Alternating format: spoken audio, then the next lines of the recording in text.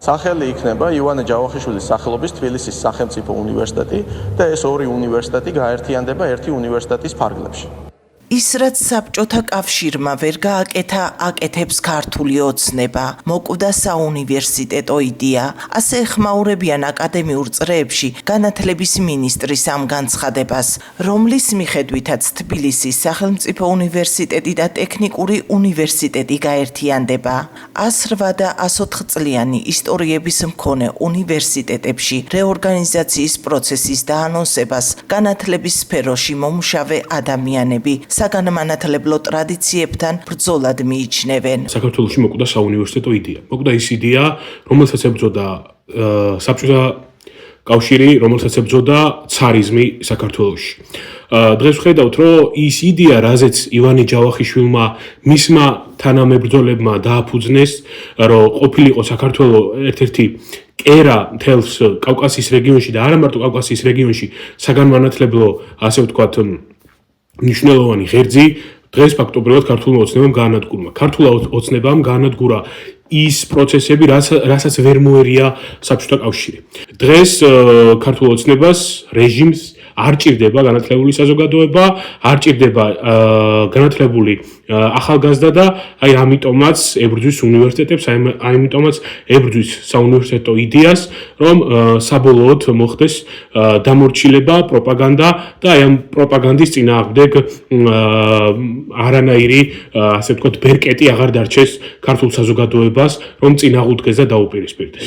ნებისმიერი უმაღლესი სასწავლებლის გაერთიანება საკმაოდ რთული პროცესია და ეს არც მინისტრის გადასაწყვეტია და არც მოდი რექტორების. სადაც არის ეროვნული უნივერსიტეტი კავკასიაში პირველი, რატომაც უყვართ ამის თქმა, ძალიან დიდი ბოდიში, მაგრამ ამ პირველ უნივერსიტეტს, რომელსაც თავისი ტრადიციები აქვს, უნდა გაფრთხილება და შენახვა. რაც შეეხება ტექნიკურ უნივერსიტეტს, სხვათა შორის ეს იყო პროპაგანდა, რომ აი მაშინ GPI-ს ეძახდნენ, რუსული აბრევიატურა, ტექნიკური უნივერსიტეტი არ შეუქმნიათ კომუნისტებს, პოლიტექნიკური ინსტიტუტი, რომელიც 1917 წელს შეიქმნა, სხვათა შორის ერთ-ერთი პირველი სასწავლებელი იყო. როდესაც უნივერსიტეტი შეიქმნა, არავის არ გაუქმებია არც დემოკრატიულ რესპუბლიკას, პირველ რესპუბლიკას.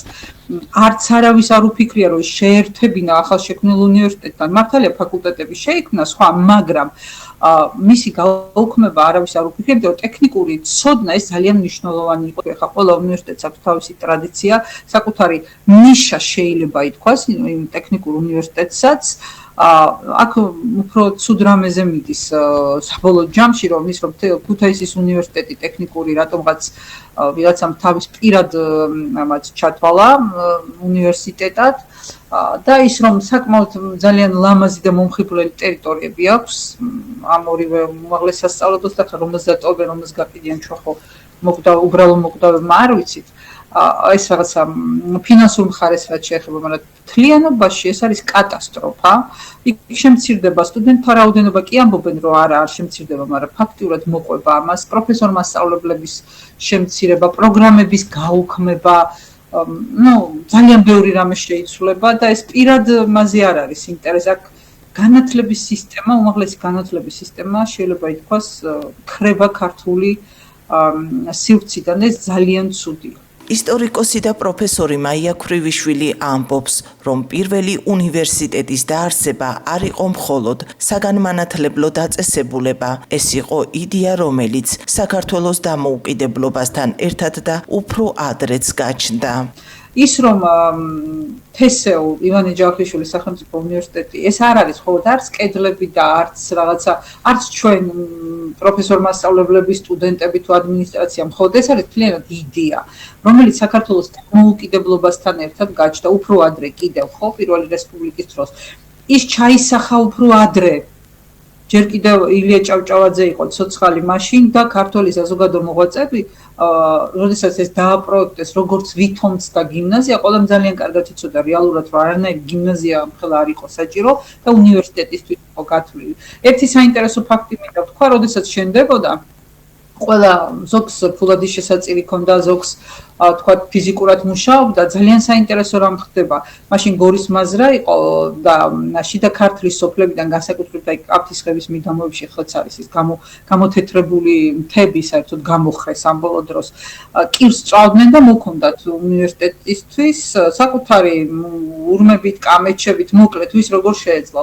და ასეთი ის არის ცნობა ჩადებული, რომ ერთ-ერთი გლეხი გვარი აღარ მახსოვს სამწუხაროდ ეკითხება რომ მე ეკითხებიან რომ მაგრამ რატო წვალობო აგერო გაატყავეო შენი საწყალით ხარ კამეჩიო და რა შენ მაინც ვერ ისწავლიო და შენი შულებიც ვერ ისწავლიანო იქო და ასეთი პასუხი გასცა ის გლეხმა რომ იცი რაო მე ვერ ვისწავლიო თავისთავადო შეიძლება ვერც ჩემმა შვილმა ისწავლოს მაგრამ ჩემი შვილიშვილები ისწავლიანო ანუ ადამიანები ჩვენი წინაპრები ფიქრობდნენ რომ ეს უმაღლესი განათლება უნივერსიტეტი მათი შვილებისთვის და შვილიშვილებისთვის გამოსადეგი იყო ანუ მათი აზროვნება საქართველოზე დამოუკიდებელ საქართველოზე გადიოდა და არ იყო შემთხვევით რაღაცა ერთი შენობის აშენება აქ იდეაზე იყო იდეას აშენებდნენ ის ადამიანები ეს არის იდეა თავისუფლების განათლება სადაც არის იქ არის თავისუფლება თბილისის სახელმწიფო უნივერსიტეტისა და ტექნიკური უნივერსიტეტის გაერთიანებას სტუდენტების ნაწილის და სამოქალაქო აქტივისტების პროტესტი მოჰყვა აქცია გაიმართა თესეუს პირველ კორპუსთან და ანონსებული რეფორმის მიხედვით კი იქმნება მართვის დროებითი საბჭო რომელმაც ერთად შერწყმული ორი უმაღლესი სასწავლებლი ხელმძღვანელობის მოვალეობის შემსრულებლები უნდა დანიშნონ 108 და 104 წლიანი ისტორიების მქონე უნივერსიტეტებში რეორგანიზაციის პროცესიც სწორედ მითითებულმა საბჭომ უნდა წარმართოს.